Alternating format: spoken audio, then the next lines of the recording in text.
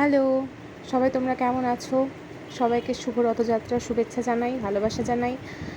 জয় জগন্নাথ। এই যে দেখো বিকেলবেলা আমরা সবাই বেরিয়ে পড়েছি রাস্তার পাশে। রাস্তা দিয়ে আমাদের প্রতিবার কুসুমন্ডিতে প্রতিবারই আমাদের রাস্তার উপর দিয়ে রথ যায়। খুব সুন্দর লাগে দেখতে। সেইটা দেখার জন্য পাড়া থেকে সবাই বেরিয়ে আসে। আমাদের তো রাস্তার উপরে বাড়ি, কিন্তু যাদের একটু ভেতরে বাড়ি তারা সবাই বেরিয়ে আসে দেখার জন্য।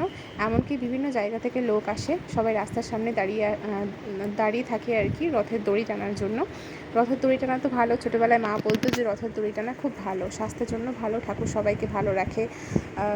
মানুষের চলাটাও তো চাকা, সেটা নাকি খুব ভালোভাবে চলে। প্রতি বছর রথের দড়ি টানা খুব ভালো, সেই জন্যই আমরা চলে এসেছি রথের দড়ি টানতে। আর দেখো কত ভিড়, সব লোক বেরিয়ে পড়েছে, সবাই রথের দড়ি টানছে আর সবাই এগোচ্ছে। এত ভিড় ঠিকঠাক করে ভিডিও করতে পারিনি, তাও চেষ্টা করেছি সবটা তুলে ধরার। দেখো সবাই ভিডিও করছে, আমিও একটু ভিডিও করে নিয়েছিলাম, কিন্তু বললাম না ভিড়ের জন্য তোলাই যাচ্ছে না।